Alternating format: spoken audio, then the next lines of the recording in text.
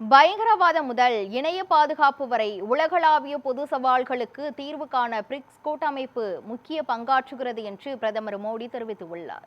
Brazil, Russia, India, சீனா, தென்னாப்பிரிக்கா, எகிப்து, Ethiopia, Iran, ஐக்கிய அரபு அமீரகம், இந்தோனேஷியா, சவுதி அரேபியா ஆகிய 11 நாடுகள் அங்கம் வகிக்கும் பிரிக்ஸ் கூட்டமைப்புக்கு நடப்பாண்டில் இந்தியா தலைமை வகித்து வருகிறது.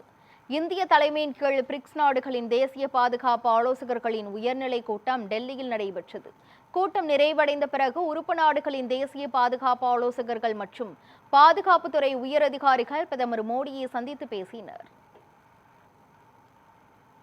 இது தொடர்பாக பிரதமர் வெளியிட்ட எக்ஸ் பதிவில், மாறிவரும் இன்றைய உலகில் உலகளாவிய பாதுகாப்பு ஒத்துழைப்பை வலுப்படுத்துவதிலும் பயங்கரவாதம் முதல் இணைய பாதுகாப்பு வரை பொதுவான சவால்களுக்கு தீர்வு காண்பதிலும் பிரிக்ஸ் கூட்டமைப்பு முக்கிய பங்காற்றுவதாக கூறியுள்ளார். உலகத்தின் பாதுகாப்புக்கு அனைவரையும் உள்ளடக்கிய உலகத்துக்கு பங்களிப்பதும் இந்தியாவின் நோக்கம் என்றும் பிரதமர் மோடி தெரிவித்துள்ளார்.